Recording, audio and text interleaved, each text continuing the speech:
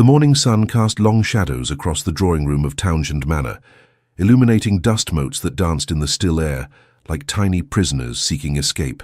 Barbara Townshend sat perfectly poised on the settee, her hands folded in her lap, her emerald eyes fixed on the Persian carpet beneath her feet.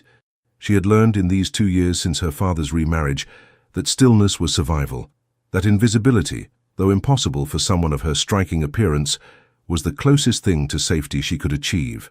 "You will not attend the Worthington ball this evening," Celine announced, sweeping into the room with the practiced grace of a woman who had studied every movement before a mirror. The Viscountess wore a gown of deep burgundy silk, cut in the latest fashion from London, her dark hair arranged in elaborate coils that must have taken her maid hours to perfect. She was beautiful, Barbara acknowledged silently. Beautiful in the way a porcelain doll is beautiful, cold and perfect and utterly hollow. "But father said," Barbara began, her voice barely above a whisper. "Your father," Celine interrupted, her lips curving into a smile that never reached her eyes, "has reconsidered. He agrees with me that your presence would be inappropriate, given recent circumstances." Barbara's heart sank. There were no recent circumstances, there never were. But Celine had perfected the art of creating scandals from shadows, of weaving implications from innocent actions, of poisoning her father's mind with whispered half-truths in the dark hours of night, when men were most vulnerable to manipulation. "What circumstances?" Barbara asked, though she knew better than to expect a straight answer. Celine crossed to the window, her movements deliberate, theatrical. "Lady Hartwell mentioned to me just yesterday that she observed you speaking with Lord Ashton at the theatre, alone in the corridor for quite some time." "I was not alone," Barbara protested, her composure finally cracking. "Father was standing not 10 feet away, and Lord Ashton merely asked after my health. The conversation lasted barely 2 minutes.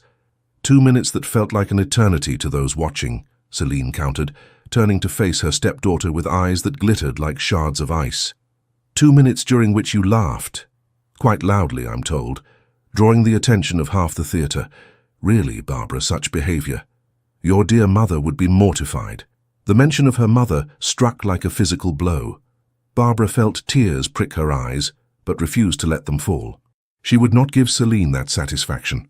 Her mother, Elizabeth Townshend, had been warmth and kindness incarnate.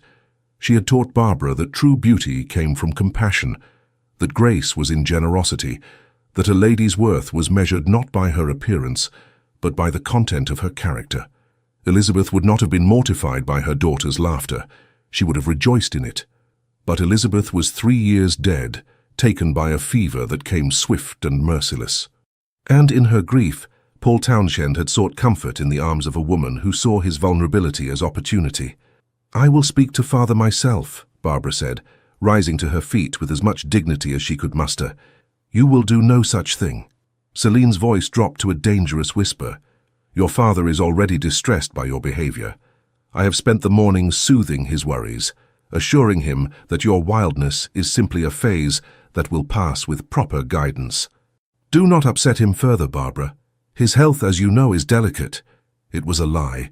Her father's health was robust, but it was Celine's favorite weapon, the suggestion that any opposition, any attempt by Barbara to defend herself, would somehow harm Paul Townshend. It kept Barbara silent, compliant, trapped in a nightmare of her own family's making. "I understand," Barbara whispered, defeated. "Good." Celine's smile widened, triumphant. "Now, I believe you have needlework to attend to. In your chamber, away from the windows, if you please. We wouldn't want the neighbors getting ideas about your availability." Barbara fled the drawing room, her vision blurred with unshed tears, her throat tight with words she could never speak. She climbed the grand staircase, the same staircase where her mother had once chased her laughing when she was a child, and retreated to her bedchamber, the only space in Townshend Manor that still felt like a sanctuary. The room was lovely, preserved exactly as it had been when her mother was alive, pale blue walls, white lace curtains that filtered the sunlight into something soft and dreamlike, a carved mahogany bed with posts that reached toward the ceiling like the columns of a cathedral.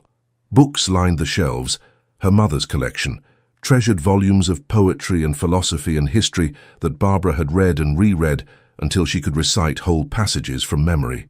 She crossed to the window and gazed out at the gardens below. Once they had been her mother's pride, a riot of roses and lavender and honeysuckle that perfumed the air and attracted butterflies that danced among the blooms. Now, under Celine's direction, the gardeners had torn out the cottage flowers and replaced them with severe symmetrical hedges and imported exotic plants that looked impressive but had no scent, no life, no soul. Like Celine herself, Barbara thought bitterly. A knock at the door startled her from her reverie. "Enter," she called, composing herself. The door opened to reveal Mary, her lady's maid, one of the few servants who remained from her mother's time, and one of the few people in the household who showed Barbara genuine kindness. "Miss Barbara," Mary said softly, her weathered face creased with concern. "I've brought your tea." "Thank you, Mary." Barbara managed to smile. "Though I suspect Celine will soon decide I don't deserve even that small comfort." Mary set the tea tray on the small table near the fireplace and lingered, twisting her hands in her apron. "Begging your pardon, miss, but it's not right. What's happening to you? The whole staff sees it, the way she treats you, the way she's turned your father against his own daughter." "There's nothing to be done," Barbara said, though the sympathy in Mary's eyes nearly undid her carefully maintained composure. "Father loves her. He believes everything she tells him." "Love?" Mary scoffed. "That woman doesn't know the meaning of the word. What she feels for your father is possession, nothing more, and what she feels for you—" She broke off, shaking her head. "Is jealousy," Barbara finished quietly. "I know, Mary. I've always known." It had started almost immediately after the wedding. At first, Barbara had tried to befriend her stepmother, had genuinely hoped that they might find companionship in their shared loss. For Celine, too, was a widow, or so she claimed.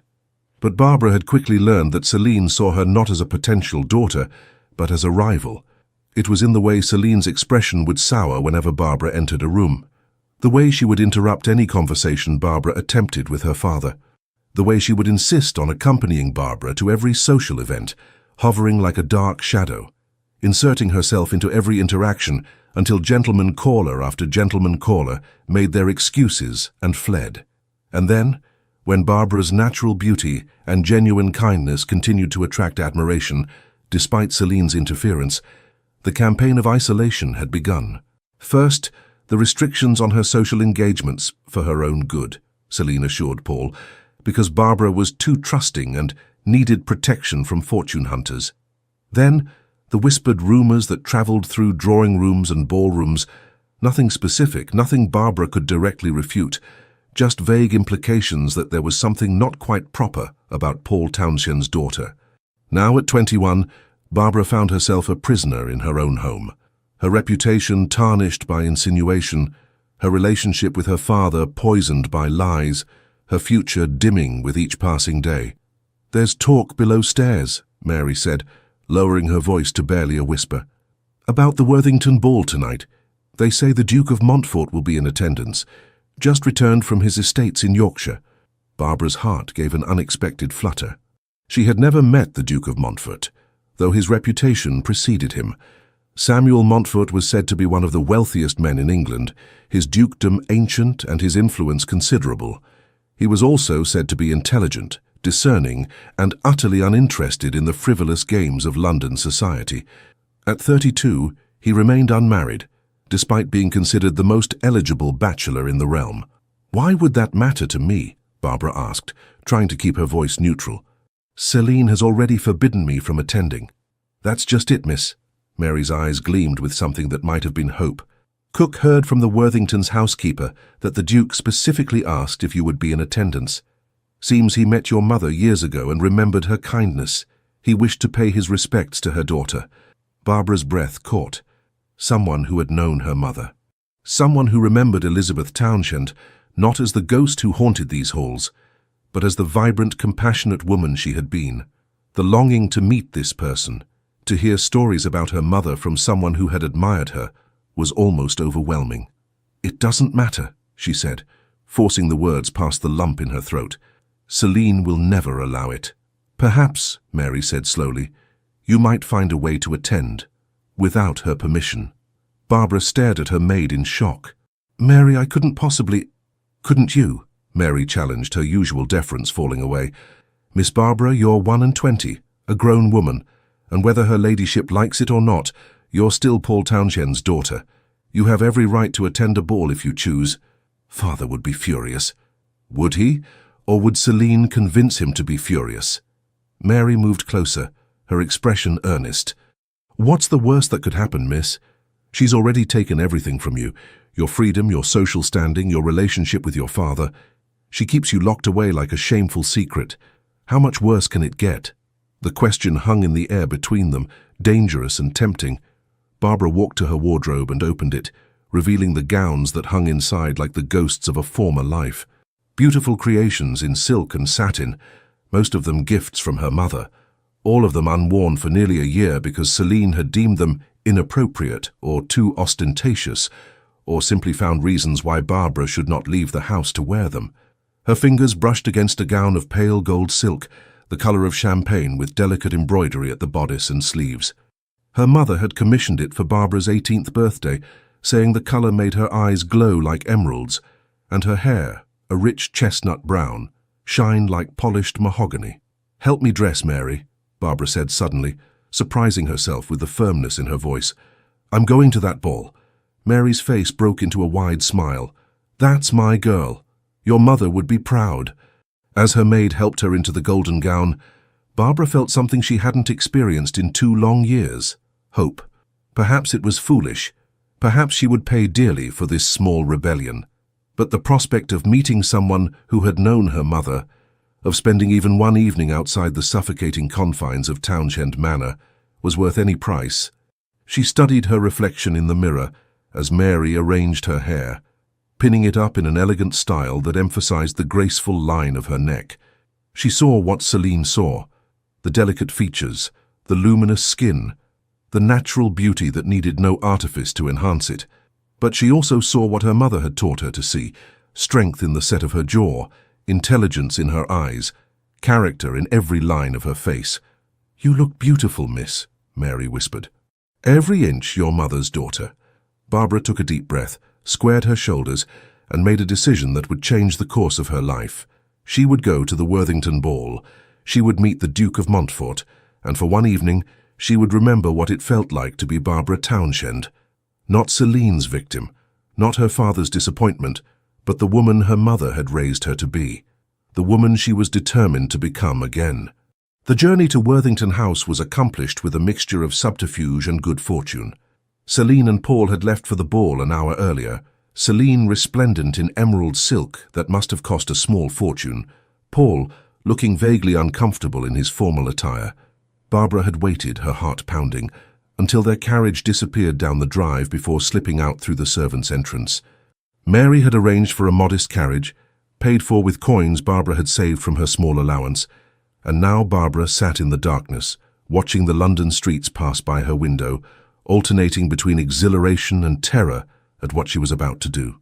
Worthington House blazed with light, every window glowing golden against the night sky. Music drifted on the evening air, a waltz, played by what must be a full orchestra. Carriages lined the street, footmen and drivers waiting patiently while inside. The cream of London society danced and laughed and played their eternal games of status and matrimony. Barbara's hands trembled as she descended from her carriage. She had no chaperone, no companion, no protection if Celine discovered her presence. She was entirely alone, armed only with her courage and the memory of her mother's voice, telling her that she deserved happiness, deserved freedom, deserved to live. "Miss?"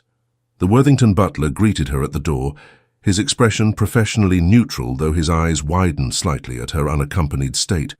"May I announce you?" "Miss Barbara Townshend," she said, lifting her chin with a confidence she didn't quite feel. If the butler found anything unusual about Paul Townshend's daughter arriving separately from her father and stepmother, he was too well trained to show it. He led her through the entrance hall and to the top of the grand staircase that swept down into the ballroom. "Miss Barbara Townshend," he announced in a voice that carried over the music. The effect was immediate and dramatic. Conversations faltered, heads turned. The orchestra played on, but half the dancers seemed to lose their rhythm, stumbling slightly as they stared at the young woman standing at the top of the stairs. Barbara descended slowly, acutely aware of every eye upon her. She saw familiar faces, ladies she had once called friends, gentlemen who had once paid her court, matrons who had known her mother.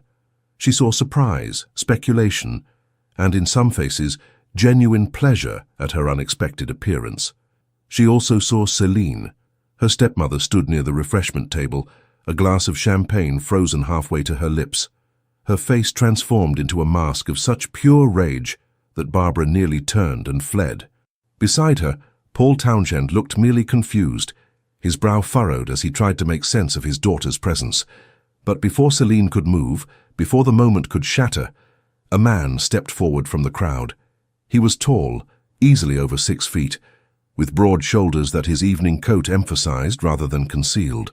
His hair was dark, nearly black, and his eyes, as they met Barbara's, were a startling shade of blue that seemed to see directly through her carefully maintained composure to the frightened woman beneath. His features were strong, aristocratic, handsome in a way that suggested character rather than mere symmetry. "Miss Townshend," he said, his voice deep and warm, as he reached the bottom of the staircase and offered his hand. "I am Samuel Montfort. I had hoped for the honor of meeting you this evening. Might I have the pleasure of this dance?" Barbara's breath caught. The Duke of Montfort, here now, offering her his hand, and whether he knew it or not, his protection from Celine's wrath. She placed her hand in his, feeling the strength in his fingers as they closed around hers. "The honor would be mine, Your Grace," she managed to say, and allowed him to lead her onto the dance floor. As the music swelled and Samuel Montfort's arm came around her waist, Barbara caught a glimpse of Celine's face in the crowd. Her stepmother looked as though she had swallowed poison. And in that moment, as the Duke swept her into the waltz with practiced grace, Barbara couldn't help but smile. For the first time in 2 years, she felt like herself again. Samuel Montfort was not a man easily impressed. At 32, he had spent over a decade navigating the treacherous waters of London society, fending off ambitious mothers and their calculating daughters, distinguishing genuine character from practiced performance, and developing a reputation for being able to see through deception with unnerving accuracy. It was a skill born of necessity. When one was a duke with considerable wealth and influence, one learned quickly that most smiles were manufactured, and most compliments were currency.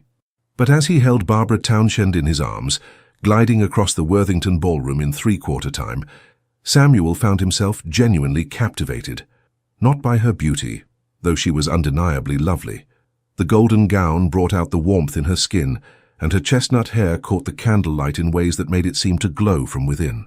No, what held his attention was something far more compelling, the contradiction between the grace with which she moved and the shadow of fear that flickered in her remarkable green eyes.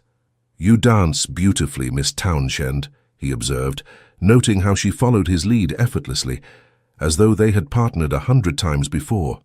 "Thank you, Your Grace. My mother insisted I have the finest instruction." A small smile touched her lips at the memory, but it faded quickly, replaced by a wariness that seemed at odds with the social setting. "Your mother was Lady Elizabeth Thornton before her marriage, was she not?" Samuel guided her through a turn, using the movement to position them away from the watchful eyes he'd noticed tracking their every move, particularly those of the Viscountess in emerald silk, whose expression could have curdled milk. Barbara's eyes widened with surprise and something that looked like relief. "You knew her?" "Briefly but memorably. I was all of 20, fresh from Cambridge, and thoroughly convinced of my own importance. Your mother attended a garden party at my family's estate. She was already married to your father then, and you were a little girl playing on the lawn. I made some pompous pronouncement about the poor, suggesting they were largely responsible for their own misfortune, and your mother very politely but very thoroughly dismantled every point of my argument." He smiled at the memory. "She did it with such kindness that I couldn't even be offended. I merely felt educated. It was a novel experience for a young duke who was accustomed to having his every word treated as wisdom." "That sounds exactly like her," Barbara said, and this time her smile reached her eyes, transforming her face from merely beautiful to luminous. She believed that privilege came with responsibility, that those of us blessed with comfort and security had an obligation to those less fortunate. "A philosophy you seem to have inherited." Samuel had made inquiries about Barbara Townshend before this evening. His sources had painted a picture of a young woman known for her charity work, her kindness to servants, her genuine interest in people regardless of their station. They had also mentioned in carefully worded phrases that she had become increasingly reclusive over the past 2 years, rarely appearing in society, despite being at the perfect age for securing an advantageous marriage. The wariness returned to her eyes. "I'm afraid I have little opportunity to practice such philosophy these days, Your Grace. My circumstances have changed since my mother's passing. So, I understand." The waltz was coming to an end, and Samuel made a decision. "Miss Townshend, would you do me the honor of taking a turn about the terrace? I find the ballroom rather stifling." He saw her hesitation, saw her glance toward the corner where her father and stepmother stood in what appeared to be a heated, whispered conversation. The Viscountess's face was flushed with barely contained fury, while Viscount Townshend looked increasingly distressed. "I shouldn't," Barbara said quietly. "My presence here is already causing difficulty." "Then let us cause a bit more," Samuel replied, surprising himself with the impulse that drove the words. "I suspect you have weathered far greater difficulties than this, Miss Townshend. And I promise you, as long as you are in my company, no one will dare offer you anything but the utmost respect." Something shifted in her expression, a spark of defiance that he suspected was the true Barbara Townshend, the woman who existed beneath the layers of caution and suppression. "Very well, Your Grace, though I warn you, you may find yourself at the center of a scandal simply by association with me. I have weathered scandals before," Samuel said lightly, offering his arm. "I believe I shall survive this one." They moved through the crowd toward the terrace doors, and Samuel was acutely aware of the whispers that followed in their wake. The Duke of Montfort, showing marked attention to Barbara Townshend, the Viscount's mysterious daughter who had virtually disappeared from society. It would be the talk of every drawing room in London by tomorrow afternoon. Good, Samuel thought with satisfaction. Let them talk. The terrace was blessedly cool after the heat of the ballroom, the night air carrying the scent of roses from the gardens below. Other couples strolled in the lamplight, maintaining proper distances, engaging in the ritualized flirtation that characterized courtship among their class. Samuel led Barbara to a corner partially shielded by a potted orange tree, offering a measure of privacy while remaining entirely proper. "Your Grace," Barbara began, her voice low and urgent, "I must thank you for your kindness this evening, but I should not monopolize your time. There are many ladies here who would flutter their eyelashes and compliment my title and bore me to tears within 5 minutes," Samuel interrupted. "I did not ask you to dance out of pity, Miss Townshend, nor am I keeping your company out of obligation. I am here because I find you far more interesting than anyone else in that ballroom." She stared at him, clearly unsure how to respond. In the lamplight he could see the exhaustion that her careful grooming couldn't quite conceal, the faint shadows beneath her eyes, the tension in her shoulders, the way her hands clasped together as though she were holding herself upright by sheer will. "Tell me," Samuel said gently, "what has happened to Paul Townshend's daughter in the 2 years since London last saw her? I remember you from your come-out season. You were much sought after, beautiful, accomplished, and genuinely kind. A rare combination, yet you vanished as surely as if you had been spirited away to a convent." Barbara's composure, so carefully maintained, began to crack. "I cannot discuss, that is, it would be inappropriate to speak of family matters with someone I've only just met. Perhaps. Or perhaps you've been taught to believe that your suffering should remain silent, that asking for help is shameful, that enduring cruelty is noble." He paused, choosing his words carefully. "I may not know you well, Miss Townshend, but I know the woman who raised you. Lady Elizabeth would never have wanted her daughter to suffer in silence." A tear escaped down Barbara's cheek before she could stop it. She turned away quickly, her hand rising to dash it away, but Samuel had already seen it, and the wall of reserve finally crumbled. "She hates me," Barbara whispered, the words tumbling out as though a dam had broken. "My stepmother. She hates me because men look at me, because people remember my mother fondly and compare us, because I exist and she wishes I did not." "Celine Townshend," Samuel said, the name tasting bitter on his tongue. He had made a point of observing the Viscountess this evening. He had seen how her eyes tracked Barbara with an intensity that suggested obsession rather than concern. He had noted the way she positioned herself between her stepdaughter and potential admirers. He had recognized with the clarity of someone who had studied human nature extensively that Celine's feelings toward Barbara went beyond mere dislike into something far darker. She has convinced my father that I am wild, improper, a source of shame to the family, Barbara continued, her words coming faster now, as though she feared if she stopped, she would never find the courage to speak again. She manipulates every situation to make me appear in the worst possible light. If I speak to a gentleman, I am flirting shamelessly. If I smile at a servant, I am being inappropriately familiar. If I express any opinion, I am being willful and disobedient. And your father believes these accusations. He believes everything she tells him. The pain in Barbara's voice was palpable. He loved my mother desperately. When she died, something broke in him. He was drowning in grief. And Celine presented herself as salvation. She was attentive, sympathetic, seemingly devoted to easing his pain. By the time he realized, if he has realized, that her devotion is to his title and wealth rather than to him, it was too late. He had already married her. And you were left to bear the consequences of his mistake. Barbara met his eyes, and in her gaze Samuel saw not just pain, but steel, a core of strength that had been tested and had not broken. I should not be telling you this. You must think me terribly improper, speaking so frankly about family matters to a stranger. I think you brave, Samuel corrected, and I think you have borne far more than any young woman should have to endure alone. He paused, considering his next words carefully. What he was about to say went beyond the bounds of propriety, beyond the careful social dance that governed interactions between unmarried men and women of their station. But propriety had failed Barbara Townshend. Convention had imprisoned her. Perhaps what she needed was someone willing to break the rules on her behalf. Miss Townshend, he said, his voice firm with decision, I would like to call upon you. Properly, formally, with your father's permission and your stepmother's knowledge. I would like to court you if you are amenable. Barbara's mouth fell open in shock. Your Grace, I cannot possibly. That is, you don't know me. We've only just met. And Celine would never. Celine Townshend does not dictate my choices, Samuel said, his tone hardening, nor should she dictate yours.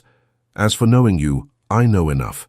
I know you are Elizabeth Thornton's daughter, raised with kindness and intelligence. I know you have survived 2 years of systematic cruelty without losing your compassion.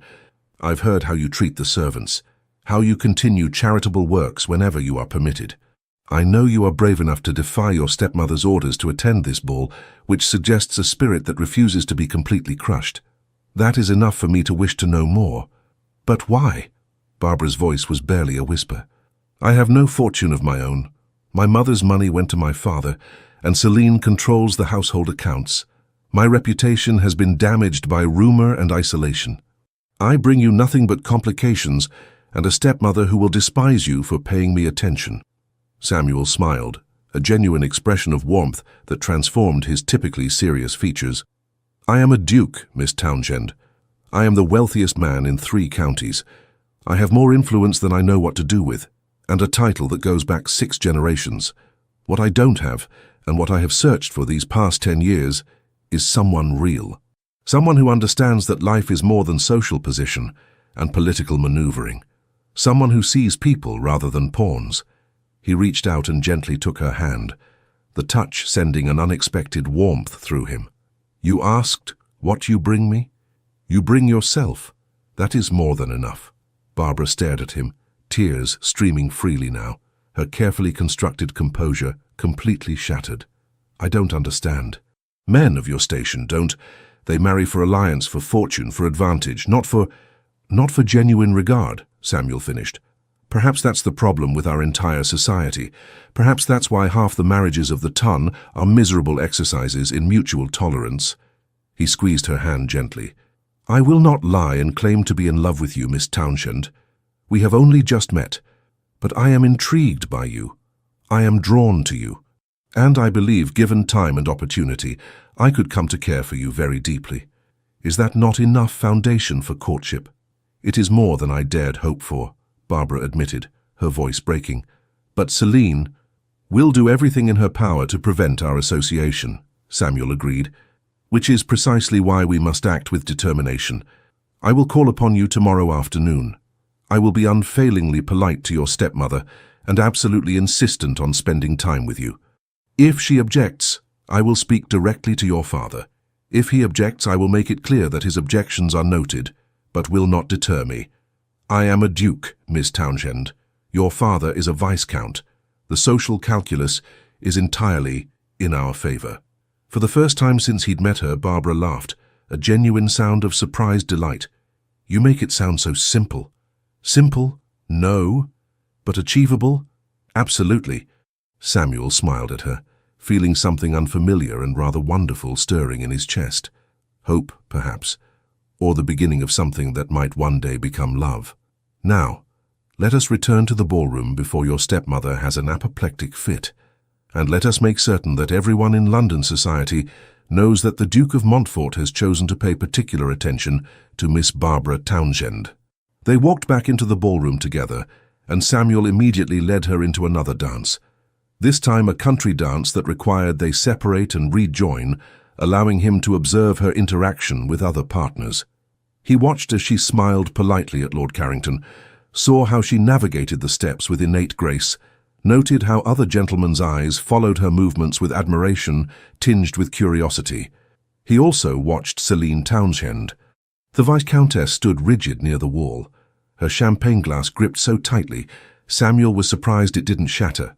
Her eyes tracked Barbara with an intensity that was almost predatory, and when the dance brought Samuel and Barbara back together, Celine's expression hardened into something that looked very much like hatred. Good, Samuel thought grimly. Let her hate. Let her rage. It changes nothing. The evening progressed, and Samuel made a point of introducing Barbara to his friends. Lord Henley, whose wife was known for her charity work, and the Marquis of Dartmoor, whose sharp wit and sharper observations made him one of Samuel's most trusted confidants. Both men and their wives were gracious to Barbara, and Samuel saw her begin to relax, to laugh more freely, to emerge from the shadow of fear that had cloaked her when she first entered the ballroom. It was nearly midnight when Viscount Townshend finally worked up the courage, or was pushed by his wife, to approach. Samuel saw him coming and positioned himself directly beside Barbara, a silent statement of allegiance. "Barbara," Townshend said, his voice strained, his face flushed with wine and discomfort. "Your stepmother tells me you arrived this evening without permission. This is highly irregular."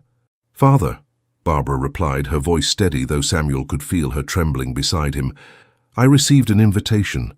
As I am 21 and unmarried, it seemed appropriate to accept." "Without a chaperone? Without informing us of your intentions?" Townshend's eyes darted to Samuel, clearly uncertain how to proceed in the presence of a duke.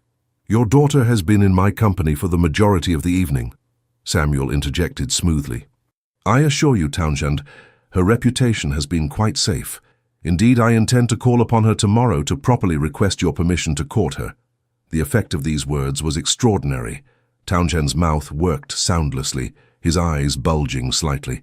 Behind him, Celine had gone white as death, her carefully applied rouge standing out against her suddenly pallid skin like wounds. "Your Grace," Townshend stammered, "this is most unexpected. I had no idea you were considering. That is, Barbara has not mentioned—" "We only met this evening," Samuel said pleasantly, "but I am not a man who requires extensive contemplation when I recognize quality. Your daughter is accomplished, intelligent, and possesses a character that does credit to her mother's memory. I should be honored if you would permit me to know her better." Townshend looked helplessly at his wife, clearly awaiting instruction. Celine's face had transformed from white to mottled red, her jaw clenched so tightly Samuel could see the muscle jumping beneath her skin. But even Celine Townshend was not foolish enough to openly object to a duke's attentions. "Of course, Your Grace," Celine said through gritted teeth that tried to simulate a smile. "We would be honored by your interest in our dear Barbara." Our dear Barbara. The possessive phrase made Samuel's skin crawl. Barbara was not theirs. She was being held hostage by them. "Excellent," Samuel said. "Then I shall call at 3 o'clock tomorrow afternoon. Miss Townshend, would you be available at that time?" "I shall make certain she is," Celine answered, before Barbara could speak, her eyes promising retribution even as her voice dripped false honey. Samuel ignored her, keeping his attention fixed on Barbara. "Miss Townshend?" Barbara lifted her chin, and Samuel saw the woman she might become if freed from Celine's influence. Strong, confident, magnificent. "I shall look forward to it, Your Grace." The evening ended shortly after, with Barbara departing in her modest hired carriage before her father and stepmother could insist she return with them. Samuel watched her leave, then deliberately made the rounds of the ballroom once more, ensuring he mentioned to Lady Hartwell, Mrs.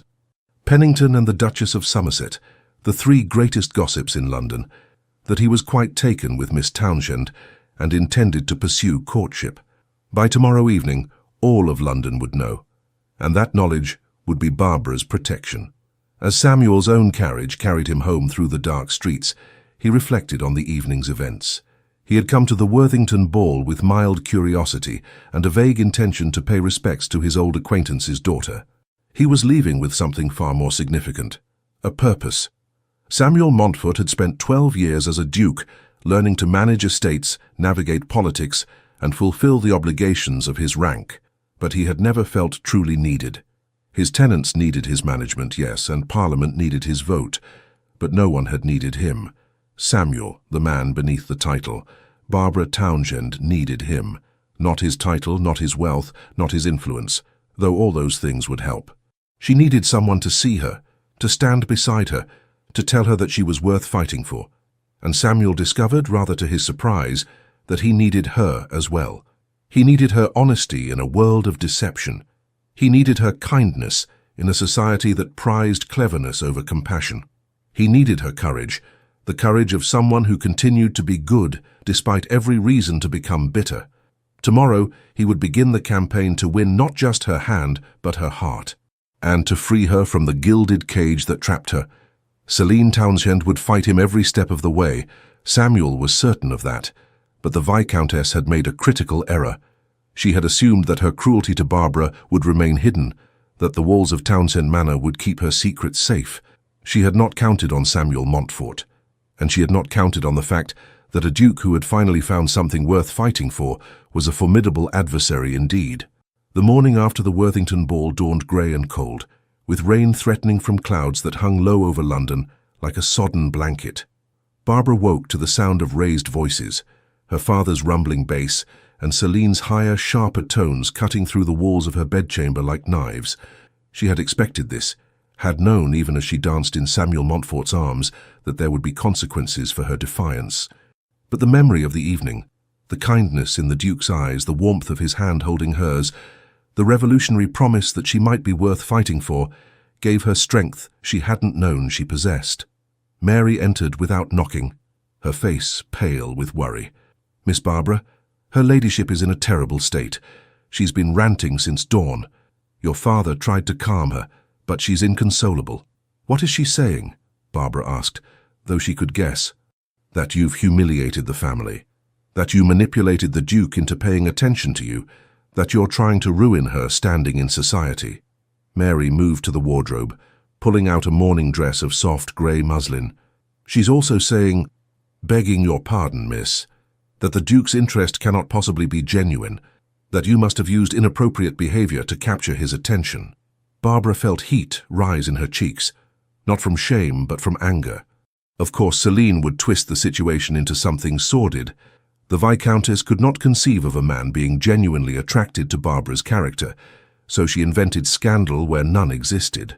"Help me dress, Mary," Barbara said quietly. "If I'm to face the dragon, I should at least be properly armoured." 20 minutes later, dressed and coiffed with as much dignity as her trembling hands would allow, Barbara descended the stairs to the morning room where breakfast was customarily served. She could hear Celine's voice growing louder as she approached. "Completely out of control, Paul. You must see that this cannot continue. The girl is willful disobedient, and now she's attempting to trap a duke into marriage through the most obvious schemes." "Now, my dear," Paul Townshend's voice was placating, weary. "The Duke approached Barbara, not the other way around. Lord Dartmoor himself told me that Montfort was quite taken with her. Surely that's a good thing, a duke, Celine. Our daughter could be a duchess." "She is not your daughter," Celine hissed, and Barbara froze outside the door, her hand on the handle, her heart suddenly pounding so hard she thought it might burst from her chest. "She is the spawn of that sanctimonious woman who had you wrapped around her finger. Elizabeth's precious daughter, who everyone compares me to. Elizabeth's perfect angel, who makes me look like the villain simply by existing." There was a long silence. Then Paul's voice, colder than Barbara had heard it in years. "You will not speak of Elizabeth in that manner." "Or what?" Celine's laugh was brittle, edged with hysteria. "You'll defend her memory. You'll take your daughter's side against me. We both know you won't, Paul. You need me. You need what I give you, the social connections, the respectability, the appearance of a proper household. Without me, you're just a second-rate viscount with dwindling funds and a too beautiful daughter who reminds you every day of the wife you lost." "Celine, no." The Viscountess's voice dropped to something dangerous. "Let us speak plainly for once. You know as well as I do that Barbara has become a problem. She's too lovely, too accomplished, too much like Elizabeth. People look at her and see what I am not. Gentlemen flock to her and barely notice me. Even the servants prefer her to me. I've seen how they look at her with sympathy, as though I'm the cruel stepmother in some fairy tale." "Perhaps," Paul said slowly, and Barbara's heart broke at the pain in his voice. "Because you have been cruel to her. I've tried not to see it, Celine. I've told myself that your discipline was for Barbara's own good, that your restrictions were reasonable. But last night when I saw her in that ballroom, truly saw her for the first time in 2 years, I realized what I've done, what I've let you do." Barbara's breath caught. Could it be possible? Was her father finally seeing the truth? "What you've let me do," Celine's voice rose to a shriek, "I have saved this family from scandal. That girl was running wild, attracting every fortune hunter in London with her looks and her false sweetness. I have protected her, protected you, protected all of us from her recklessness. By locking her away? By spreading rumors about her own daughter? By turning me against my own child?" Paul's voice shook. "Last night, the Duchess of Somerset asked me why I had hidden Barbara away like a shameful secret. She said the entire ton had wondered what terrible thing Barbara had done to deserve such treatment. And I had no answer, Celine. Because the truth is, she has done nothing.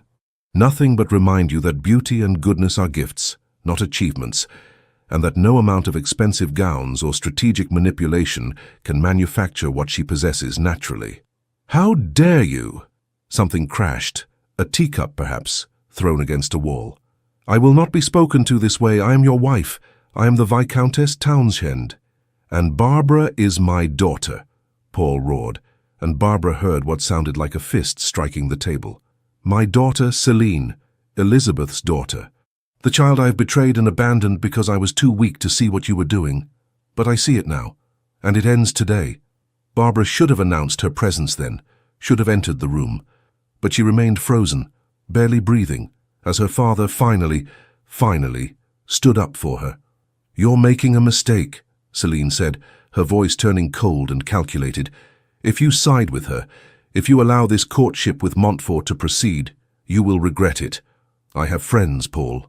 Influential friends. And I have information about your finances, about certain indiscretions from your past that could make life very difficult for you. Are you threatening me?" Paul's voice was deadly quiet. "I'm reminding you of reality. You think Montfort's interest will protect Barbara? He's a duke. He could have any woman in England. What makes you think his fascination with your common daughter will last beyond a few weeks? Men like him don't marry girls like her.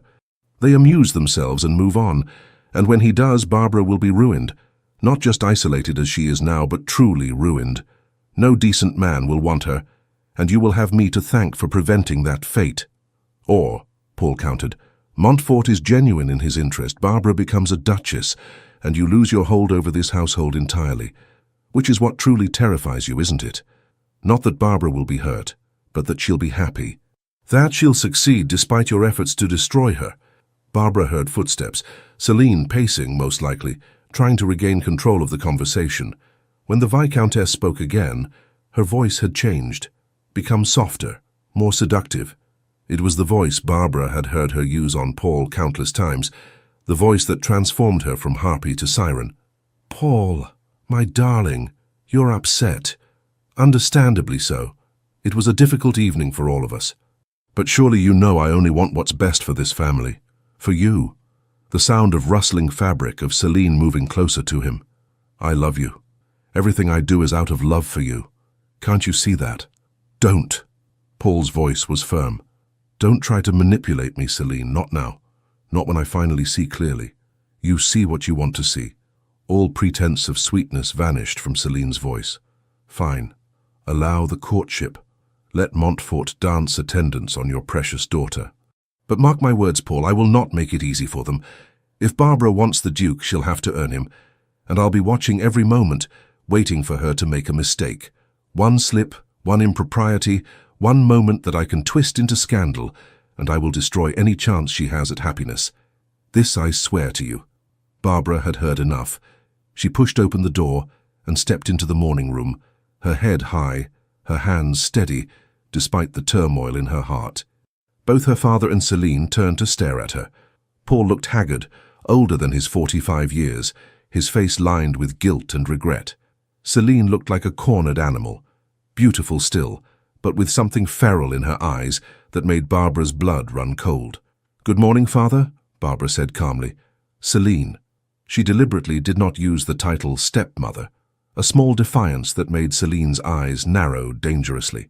"Barbara." Paul stepped forward, his hands reaching for her, then falling helplessly to his sides. "My dear child, I don't know what to say. I've been—" His voice broke. "I've been a terrible father to you." "You've been a grieving husband," Barbara said gently, though her throat was tight with emotion. "You missed Mother. I understand that, Father. I miss her too. Every day. That doesn't excuse—" Paul shook his head. "I should have protected you. From rumors, from isolation, from—" His gaze flickered to Celine, who stood silent and rigid, her face a mask of barely contained fury. "I should have been paying attention."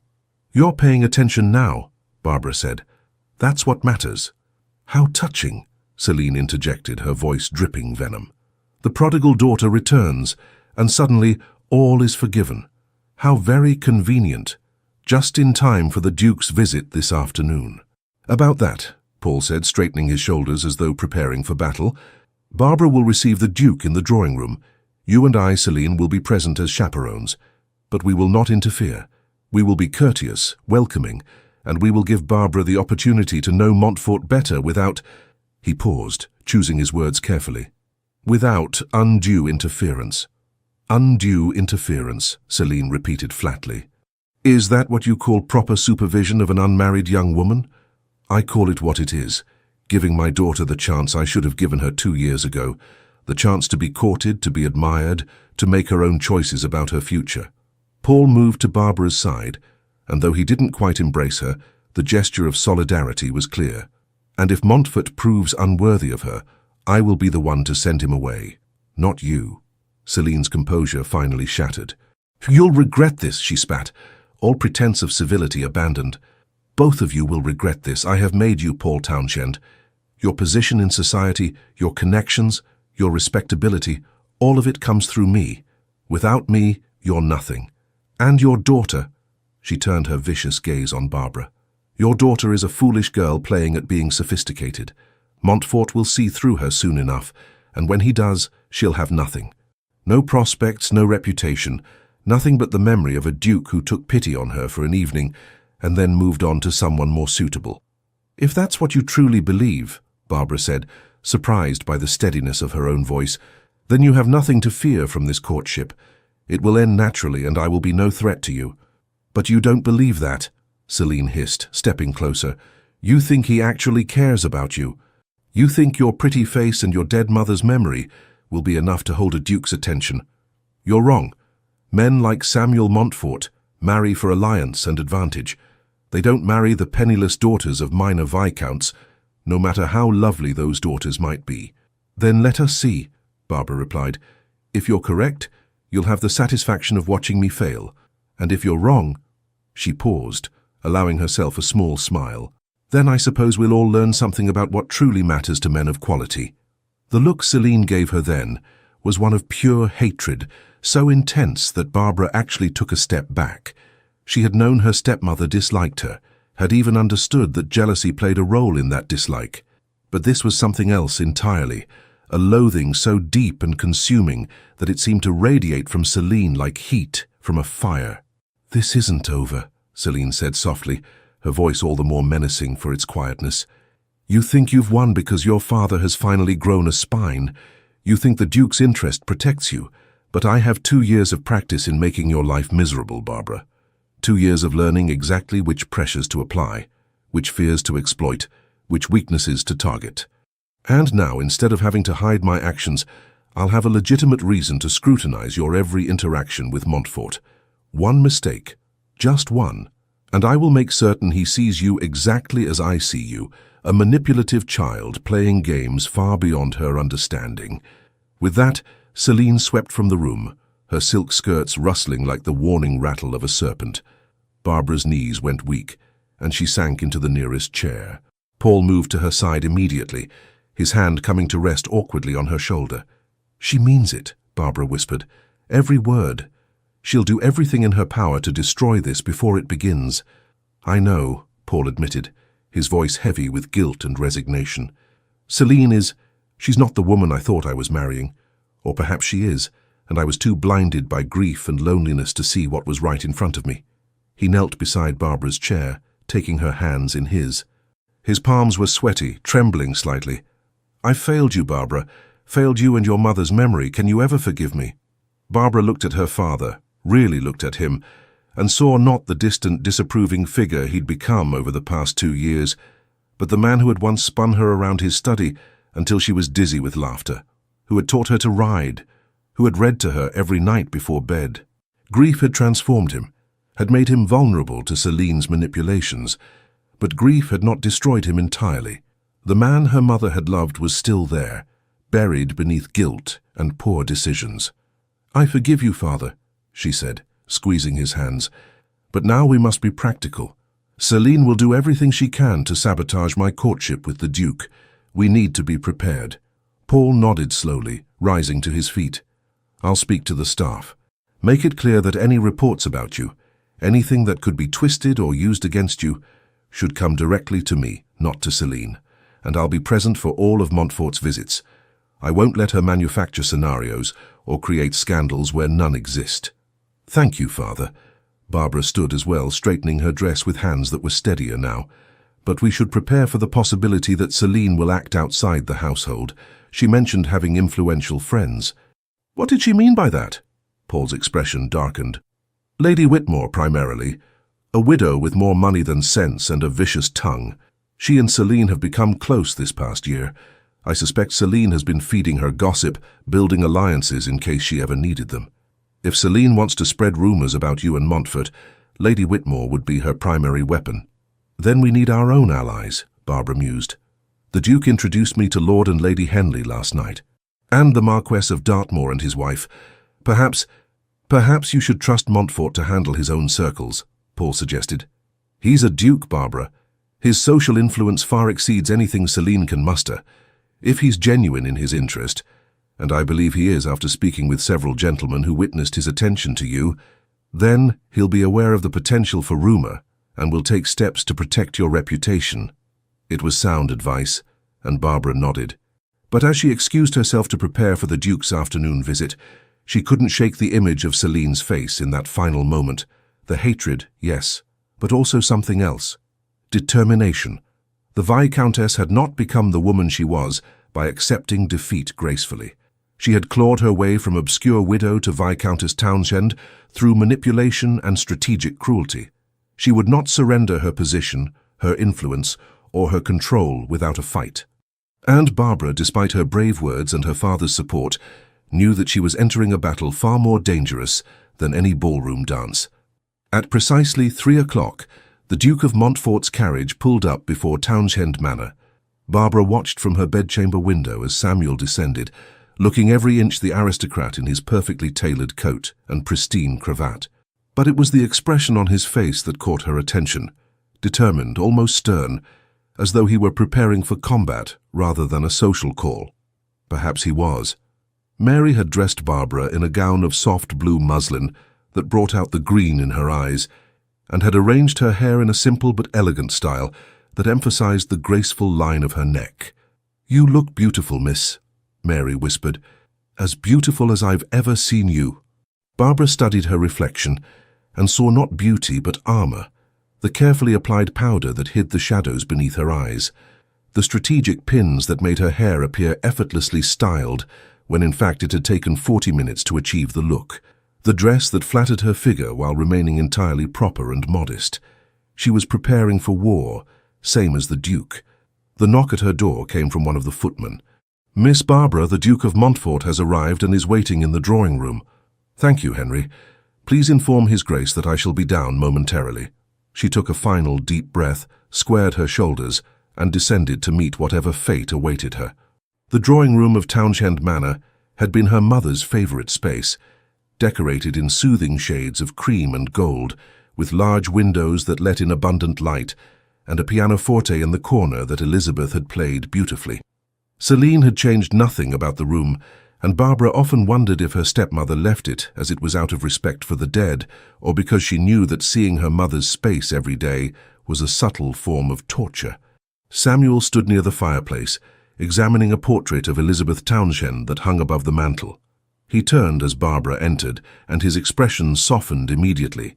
"Miss Townshend," he said, bowing, "thank you for receiving me." "Your Grace, the honour is mine." Barbara curtsied, acutely aware of Celine seated in the corner, her embroidery hoop in her lap, her eyes tracking every movement. Paul stood near the window, attempting to appear casual but clearly tense. "I hope you don't mind," Samuel said, gesturing to the portrait, "but I was admiring your mother's likeness. The artist captured her kindness, I think. It's in the eyes." "Mr. Hastings painted it the year before she died," Barbara replied, moving to stand beside him. Together they gazed up at Elizabeth's face, forever frozen at 42, forever smiling that gentle smile. Mother said he made her look too saintly, that she was far more flawed than the painting suggested. But Father insisted on that version, and Mother never could deny him anything. "She was beautiful," Samuel observed, "but you have her look even more than the portrait does. The same directness in your gaze, the same hint of steel beneath the gentleness." It was an odd compliment, and Barbara glanced at him in surprise. Most men commented only on her physical resemblance to her mother. Samuel was seeing something deeper, character traits, essential qualities that went beyond appearance. "Your Grace is very observant," she said quietly. "I make it a practice to observe carefully," Samuel replied. "One never knows what important details one might miss otherwise." His gaze flickered to Celine, a look so brief Barbara almost missed it, but pregnant with meaning nonetheless. "Perhaps we might sit," Paul suggested, moving forward with determined cheerfulness. "Celine, my dear, ring for tea." The next hour was an exercise in civilized torture. Samuel sat opposite Barbara, maintaining perfect propriety while managing to convey through subtle glances and carefully chosen words that he was entirely aware of the hostile atmosphere and utterly undeterred by it. He spoke of his estates in Yorkshire, of his work in the House of Lords, of his interests in agricultural reform and education for the poor, topics that revealed him to be a man of substance and genuine concern for his responsibilities. Barbara responded in kind, discussing the charitable work she had done before her isolation, her love of reading, her interest in history and philosophy. She was careful to moderate her enthusiasm. Celine had often criticized her for being too passionate about intellectual topics, claiming it made her appear unfeminine, but Samuel seemed to encourage rather than discourage her opinions. "Have you read Mr. Malthus's essay on population?" he asked at one point. "I have," Barbara replied, "though I found his conclusions rather pessimistic. Surely human ingenuity and compassion can overcome the resource constraints he predicts." "An optimist," Samuel said with a smile. "How refreshing. Most people simply accept Malthus's gloom as inevitable." "Most people," Celine interjected sweetly, "don't presume to have opinions on complex economic matters beyond their understanding. Barbara has always been rather opinionated. I'm sure it comes from reading too many books without proper guidance." The insult was delivered with a smile, wrapped in concern, making it impossible for Barbara to respond without appearing defensive. She felt heat rise in her cheeks and lowered her eyes to her teacup. "On the contrary," Samuel said, his voice cooling noticeably, "I find Miss Townshend's opinions both informed and thoughtful. One might argue that too few women are encouraged to engage with complex topics. Our society would benefit from more females with the courage to form and express educated views." Celine's smile froze on her face, Score one for the Duke, Barbara thought with grim satisfaction. The visit continued in this vein, Samuel asking Barbara substantive questions, Barbara responding with genuine interest and intelligence, and Celine interjecting subtle insults disguised as concern. Each time Samuel deflected or countered with perfect politeness, making it clear without ever being overtly rude that he saw through every word the Viscountess spoke. Finally, as the clock struck 4, Samuel rose to take his leave. "Miss Townshend, I wonder if you might permit me to call again. Perhaps tomorrow. I'm hosting a small gathering at my townhouse, just a few friends and some rather accomplished musicians. I would be honored if you and your family would attend." It was a masterstroke, an invitation to a duke's home witnessed by Paul and Celine, given publicly enough that refusing would be a direct insult. Barbara watched Celine's face transform through several expressions, fury, calculation, forced pleasantness, before settling on a smile so patently false it was almost comedic. "How gracious of you, Your Grace," Celine said. "We would be delighted to attend." "Excellent." Samuel turned to Barbara, taking her hand and bowing over it. His lips barely brushed her glove, but Barbara felt the warmth of the gesture through the fabric. "Until tomorrow, Miss Townshend. I find I am already anticipating our next conversation." After he departed, the room fell into tense silence. Paul looked relieved. Celine looked murderous. And Barbara felt something she had not experienced in 2 long years. Genuine hope that perhaps, just perhaps, her life might be about to change. But she also felt fear. Because Celine's face as she watched the Duke's carriage disappear down the drive promised that the real battle was only beginning. The gathering at Montfort House was unlike anything Barbara had experienced in her isolated years. Samuel's London residence was a masterpiece of Georgian architecture, all clean lines and classical proportions, filled with light from tall windows and decorated with art that spoke of cultivation and taste rather than ostentation. But it was the atmosphere that struck Barbara most forcefully, the genuine warmth with which Samuel greeted his guests, the intellectual curiosity that animated the conversations, the complete absence of the social pretension that characterized most ton gatherings. "Miss Townshend, may I introduce you to my sister, Lady Eleanor Fairfax?" Samuel guided Barbara toward a woman in her late 20s with kind eyes and her brother's same direct gaze. "I've been longing to meet you," Eleanor said warmly, taking both of Barbara's hands in hers. "Samuel has spoken of nothing else since the Worthington ball. You've quite captivated my famously impervious brother." Barbara felt herself blushing. "Lady Eleanor, you're too kind. I'm sure His Grace simply is standing right here and can speak for himself," Samuel interjected with amusement. "And yes, I am quite captivated. I make no attempt to hide it." Over the following weeks, Samuel's courtship of Barbara was methodical, public, and absolutely ruthless in its effectiveness.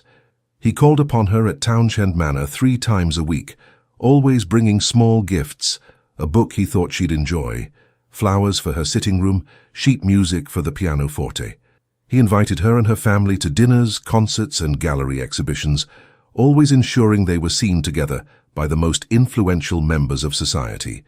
More importantly, he talked with her, not at her as so many men did, but with her, asking her opinions, challenging her ideas, treating her intelligence as an asset rather than an oddity.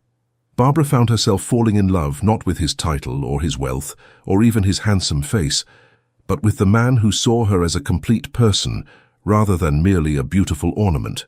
But with each passing day, Celine's campaign of sabotage intensified. It began with small things. Barbara's finest dresses mysteriously developed tears or stains just before Samuel's visits. Her invitations to events would disappear, only to be found too late to respond. Celine would schedule conflicting engagements and then express loud disappointment when Barbara had to choose between them.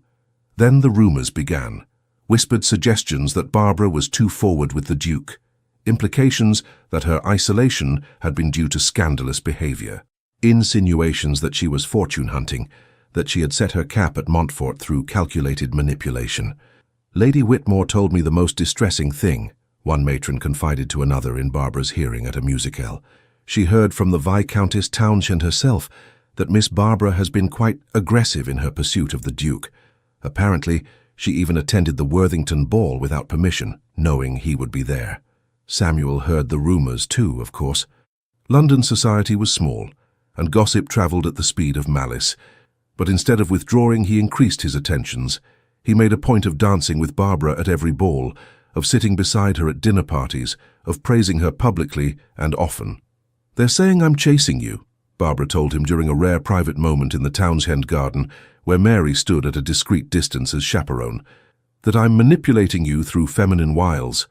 "Let them say it," Samuel replied calmly. "Anyone who knows me, truly knows me, understands I am not a man to be manipulated, and those who don't know me don't matter. But your reputation is entirely secure. I'm a duke, Barbara. Society forgives dukes a great deal." He reached out and took her hand, his thumb brushing over her knuckles in a gesture of comfort. "What concerns me is your reputation. Celine is being very clever. She's not saying anything directly slanderous, just creating an atmosphere of doubt, making people wonder. What can we do?" Samuel's smile was wolf-like. "We can accelerate matters, force her hand before she's ready." 3 days later, at a ball hosted by the Duchess of Somerset, Samuel requested a private audience with Barbara's father. Paul, who had grown increasingly aware of his wife's machinations and increasingly ashamed of his complicity in Barbara's suffering, agreed immediately. They met in the Duke of Somerset's library, with the Duke and Duchess present as witnesses. Samuel was direct. "Viscount Townshend, I wish to marry your daughter. I am asking for your permission to propose to her." Paul's eyes widened. They had been courting for only 6 weeks. "Your Grace, this is rather sudden." "Is it?" Samuel countered. "I'm 32 years old. I've spent over a decade searching for a woman of substance, intelligence, and genuine character. I've found her in your daughter. I see no reason to delay simply because society expects a longer courtship. But Barbara, have you discussed this with her? Does she return your feelings?" "I believe she does, though I confess I wish to secure your permission before declaring myself fully. But Townshend, let us be honest with each other. Your daughter is not safe in your house. Your wife—" He paused, choosing his words carefully. "Lady Townshend has made it abundantly clear that she views Barbara as a threat to her own position. The sooner Barbara is removed from that environment, the better for everyone." Paul's face flushed with shame. "I know I've failed her, failed to protect her from Celine's jealousy and cruelty. If you can offer her safety and happiness, then you have my blessing. More than that, you have my gratitude." Samuel proposed that very evening, in the Townshend garden beneath a sky full of stars, with Mary once again serving as chaperone and Eleanor Fairfax having mysteriously arrived to lend propriety to the occasion. "Miss Townshend, Barbara," Samuel began, taking both her hands in his, "I am not a man given to flights of romantic fancy, but I am a man who recognizes value when he sees it. You are strong, intelligent, compassionate, and brave. You have endured years of cruelty without becoming cruel yourself. You have been isolated, but have not grown bitter. You are, in short, the finest woman I have ever known. Would you do me the extraordinary honor of becoming my wife?" Barbara's vision blurred with tears, happy tears for the first time in so long. "Yes," she whispered. "Oh yes, Samuel. 1,000 times yes." He slipped a ring onto her finger, an emerald surrounded by diamonds, the stone the exact shade of her eyes. And then, propriety be hanged, he kissed her. It was Barbara's first kiss, and it was everything she had dreamed a kiss could be, tender and passionate, gentle and claiming, full of promise for the future they would build together. When they broke apart, Eleanor was beaming, Mary was crying openly, and Barbara felt as though she might float away with sheer joy. But they all knew the hardest part was yet to come, telling Celine. The confrontation happened the next morning in the drawing room of Townshend Manor. Samuel had insisted on being present, and Paul, in a rare display of backbone, had agreed. They faced Celine together, father, daughter, and duke, while the Viscountess stood alone, her face a mask of barely controlled rage. "You cannot be serious," Celine said, her voice dangerously quiet. "You've known each other barely 2 months." "Long enough to know we suit," Samuel replied calmly. "The engagement is official as of this morning. The announcement will appear in tomorrow's papers." "No." Celine's composure cracked. "I won't allow this. Barbara is too young, too foolish." "Barbara is 21, Paul interrupted. "A woman grown, and I have given my blessing to this match." Your blessing. Celine turned on her husband with venom. You mean you've given away the one thing of value in this house? The one person who gave us any social standing worth having? You mean the one person whose beauty and goodness threatened your position? Samuel said coldly. Let us dispense with pretense, Lady Townshend. You have spent 2 years trying to destroy Barbara through isolation and rumor. You have poisoned her relationship with her father, damaged her reputation, and made her a prisoner in her own home. All because you could not tolerate the fact that men preferred to look at her rather than you. That society admired her rather than you, that she was everything you pretended to be but never were. Celine's face went white with fury. How dare you speak to me? I dare because someone must speak the truth, Samuel continued relentlessly. You are a manipulator and a liar. You married Townshend for his title and wealth, not out of affection. You saw Barbara as an obstacle to be removed rather than a daughter to be loved. And you have failed, Lady Townshend. Despite your best efforts, Barbara has not been crushed. She has not become bitter. She has survived you, and now she will thrive, far beyond your reach. She'll be a terrible duchess, Celine spat. She knows nothing of managing a great household. She has no experience with the responsibilities. She has more grace and genuine nobility in her smallest finger than you possess in your entire body, Samuel shot back. And she will learn what she needs to learn, supported by people who actually care for her, rather than seeing her as competition. Celine turned desperately to Paul. You're going to let him speak to me this way? You're going to let him take her? Paul met his wife's gaze steadily, and for the first time in 2 years, Barbara saw her father as he had been before grief had broken him. Strong, decisive, certain. I'm going to let my daughter marry a man who loves her, and will protect her from those who wish her harm. Even if, especially if, those people live under my own roof. Then you're both fools, Celine shrieked. She'll make a mockery of his title. She'll humiliate him with her common ways and her pathetic attempts to seem educated. Men like him tire of women like her. He'll be unfaithful within a year, keeping mistresses while she sits at home wondering where her perfect romance went. Barbara had remained silent throughout the exchange, but this accusation stung enough that she finally spoke. You're wrong, Celine. But even if you weren't, even if Samuel did tire of me, even if this marriage proves less than perfect, I would still choose it. I would still choose 1 year of happiness and respect over a lifetime of being your prisoner. Something in Celine seemed to break at those words. Her face crumpled, and for one strange moment, Barbara almost felt pity for her, because beneath the anger and manipulation, there was genuine pain. The pain of a woman who had built her entire identity on being desired and admired, only to discover that such things could not be manufactured or controlled. Get out, Celine whispered. All of you, get out of my sight. With pleasure, Samuel said.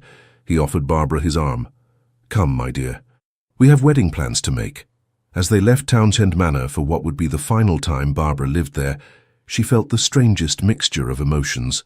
Relief, certainly, and joy at the future awaiting her, but also sadness for her father, who would have to live with the consequences of his poor choices, and surprisingly a measure of compassion for Celine, who would spend the rest of her life trapped in the prison of her own jealousy and insecurity. The wedding took place 6 weeks later, at St. George's Church in Hanover Square, with all of London society in attendance. Barbara wore a gown of ivory silk that had belonged to Samuel's grandmother, altered to fit her perfectly, with orange blossoms in her hair and a veil of the finest Brussels lace. Paul walked her down the aisle, tears streaming unashamedly down his face. Your mother would be so proud, he whispered as they reached the altar. I'm sorry I failed you for so long, my dear girl, but I'm so glad you found happiness despite my failures. I love you, Father, Barbara replied, squeezing his hand, and I forgive you. Samuel stood waiting for her, devastatingly handsome in his formal attire, but it was the expression on his face that made Barbara's heart soar. Love, pride, and something that looked remarkably like awe, as though he couldn't quite believe his good fortune. The ceremony was beautiful. The breakfast afterward was magnificent. But the moment Barbara treasured most came hours later, when she and Samuel finally had a moment alone in the carriage taking them to Montfort Abbey, his ancestral estate in the country where they would spend the first weeks of their marriage. Happy? Samuel asked, pulling her close. Deliriously so, Barbara admitted. Though I confess I keep waiting for something to go wrong, for Celine to appear and snatch it all away. She has no power over you now, Samuel assured her. You are a duchess, Barbara, my duchess, and I promise you this. I will spend the rest of my life ensuring that you never feel trapped, controlled, or diminished again. Your intelligence, your compassion, your strength, these are gifts I intend to celebrate every single day. Barbara leaned her head against his shoulder, feeling the last of her fears dissolve. I love you, Samuel. I think I started falling in love with you that first night, when you asked me to dance and saw past my fear to the person beneath. I love you too, Samuel murmured against her hair. My brave, brilliant, beautiful Barbara. As the carriage rolled through the countryside toward their future, Barbara thought about all that had happened, the suffering, the isolation, the battle against Celine's cruelty. She thought about her mother, who had taught her that true strength lay in remaining kind, despite having every reason to become bitter. She thought about her father, who had finally found his courage again, even if too late to prevent all her pain. But mostly, she thought about the man beside her, the Duke who had seen her truly, who had fought for her publicly, who had chosen her not despite her scars, but with full knowledge of them, who had transformed her from prisoner to partner, from victim to victor. What are you thinking? Samuel asked. That Celine was wrong, Barbara replied with a smile. She thought I would be ruined without her approval, that I could never be more than the isolated girl she tried to make me. But she forgot something important. What's that? That I am my mother's daughter. And my mother taught me that we create our own worth, that love is stronger than jealousy, and that genuine goodness will always eventually triumph over calculated cruelty. Barbara lifted her face for a kiss. Celine tried to destroy me. Instead, she only made me stronger, strong enough to recognize real love when it found me. Samuel kissed her then, long and deep, and in that kiss, Barbara felt every promise of the future they would build together, a future of partnership and respect, of children who would be raised with love and security, of work and purpose that would give meaning to her days. She had been trapped in a gilded cage, controlled by a woman who saw her as nothing more than competition, but she had broken free. And in breaking free, she had found not just escape, but genuine happiness, the happiness of being seen, being valued, being loved exactly as she was. The carriage rolled on through the summer twilight, carrying the Duke and Duchess of Montfort toward home, toward life, toward a love that would last long after the last echoes of Celine's jealousy had faded into nothing. 3 years later, the gardens of Montfort Abbey were in full bloom, roses and lavender and honeysuckle, creating a tapestry of color and scent that reminded Barbara powerfully of her mother's beloved gardens at Townshend Manor. She had recreated them here, with Samuel's enthusiastic support, and now spent hours among the flowers with her daughter, 2-year-old Elizabeth, named for the grandmother she would never meet, but whose legacy lived on in every kind act, every thoughtful word. "Mama!" Little Elizabeth toddled toward her, clutching a slightly crushed daisy. "Pretty, very pretty, darling," Barbara agreed, scooping up her daughter and spinning her around until she shrieked with laughter. Samuel appeared on the terrace, their infant son cradled in his arms. "There are my girls," he called with a smile. "And here is your brother, who has just woken up and is demanding his mother quite insistently." Barbara carried Elizabeth back to the terrace and traded her for the baby. Paul Samuel Montfort, named for both grandfathers, currently making imperious noises that suggested feeding time had arrived. She settled into a chair to nurse him, Elizabeth climbing into Samuel's lap. And for a moment they were simply a family, content in each other's presence. "I had a letter from Father this morning," Barbara said as Paul Samuel nursed contentedly. "He's finally taken the step he's been contemplating. He's filing for separation from Celine." Samuel's eyebrows rose. "After all this time? What prompted it?" Apparently, Celine made the mistake of directing her venom toward someone with more power than she anticipated, the Dowager Duchess of Marlborough. She spread some rumor about the Duchess's granddaughter, and Her Grace responded by cutting Celine entirely from society. Without social standing, Celine's hold over Father finally broke. Barbara's expression turned thoughtful. "He says he plans to retire to the country, away from London and all its memories. He wants to know if he might visit, to meet his grandchildren properly." "What do you want?" Samuel asked. Knowing her history made this a complicated question. Barbara looked at her children, her daughter playing with her father's watch fob, her son nursing peacefully, both of them the very picture of security and love. I want him to know them, she decided. He made terrible mistakes, but he was also my mother's great love, and in the end he tried to make amends. That has to count for something. Then he's welcome here, Samuel said firmly, with one condition. Celine is never to set foot on Montfort property. Not now, not ever. Agreed, Barbara said with feeling. They had heard little of Celine since the wedding. Cut off from the social connections she had cultivated so carefully, facing separation from a husband who finally saw her clearly, the former Viscountess had retreated to a small estate Paul had provided. More than she deserved, Barbara thought, but enough to keep her housed and fed. Gossip suggested Celine spent her days in bitter isolation, seeing no one, mourning the life and status she had lost through her own cruelty. Barbara felt no satisfaction in her stepmother's downfall, but neither did she feel guilt. Celine had made her choices.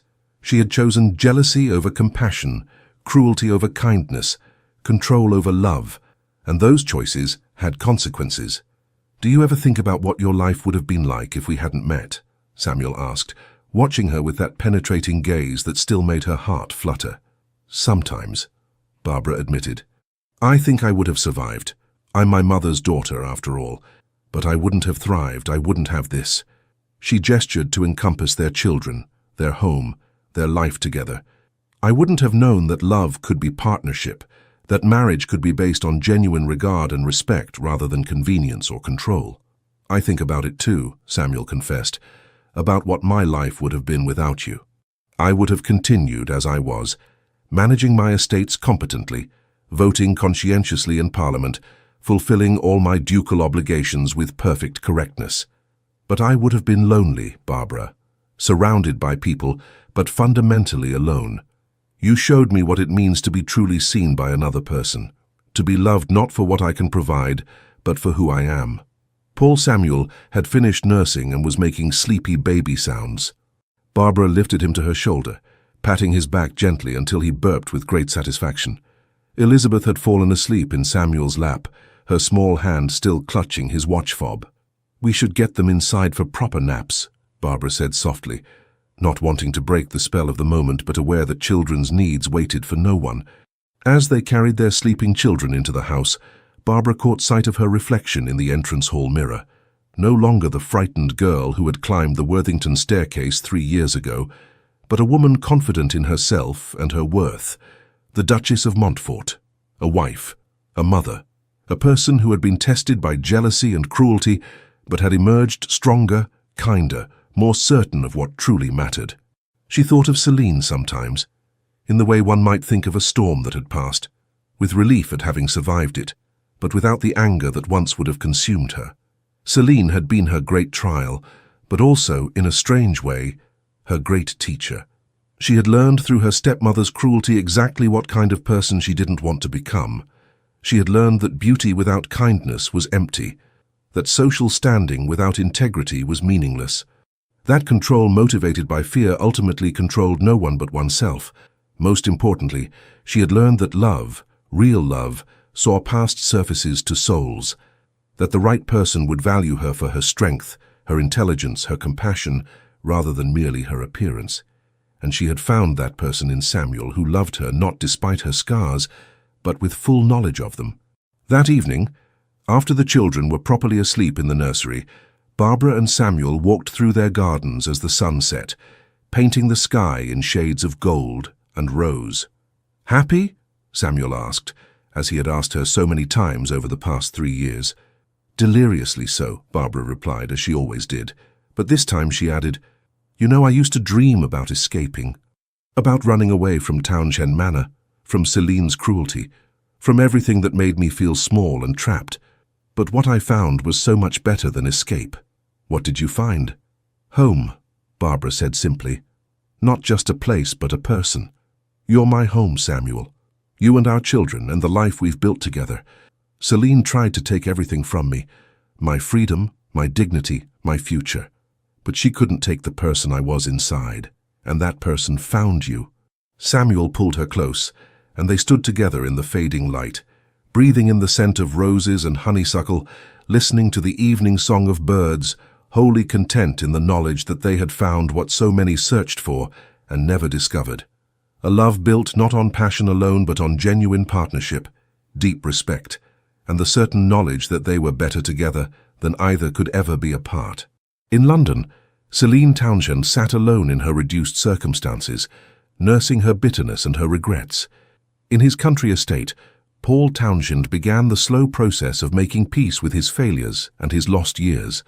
And at Montfort Abbey, Barbara and Samuel built a life of meaning and joy, raising their children with the love and security that every child deserves, and proving every day that genuine goodness will always triumph over calculated cruelty.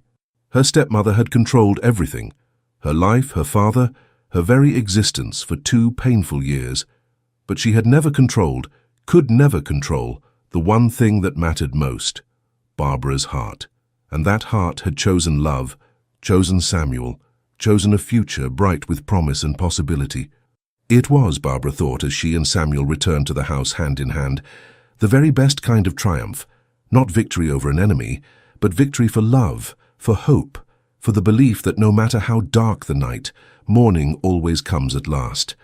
And what a glorious morning it had turned out to be. The end. Dear listener, if you have lived many years and weathered many storms, know this: Barbara's story, though set in a different time and place, speaks to a timeless truth. There are people in this world who will try to diminish you, control you, make you feel small and worthless. They do this not because of any lack in you, but because of a profound lack in themselves. But you are stronger than their cruelty. You are more valuable than they could ever make you believe. And somewhere, somehow, love is waiting for you. Maybe romantic love, maybe the love of friends or family, maybe simply love of yourself and your own worth. Hold fast to your goodness. Hold fast to your strength. Hold fast to the knowledge that you deserve happiness, respect, and the freedom to become whoever you were meant to be. The gilded cage can be escaped. The cruel stepmother, literal or metaphorical, can be overcome. And on the other side of suffering lies not just survival, but the possibility of genuine joy. May you find your happiness. May you recognize real love when it finds you. And may you never stop believing that you are worthy of every good thing this life has to offer. With hope and affection, from one who believes your best days are still ahead. The Legends of the Fall Team. Thank you so much for staying with us until the end of Barbara's unforgettable story. If her journey moved you, from silence to strength, from control to freedom, from heartbreak to a duke's loving arms, we kindly invite you to subscribe to our channel, leave a comment, give this video a like, and share it with someone who loves beautiful, redemptive love stories. From the bottom of our hearts, your support means the world to us. It's what keeps us inspired to write and narrate new tales filled with love, healing, and powerful emotional transformations. And don't forget, at the end of this video, another story from our channel will appear. Click it and get swept away by another emotional romance that will surprise and inspire you. Thank you for being here. The Legends of the Fall Team.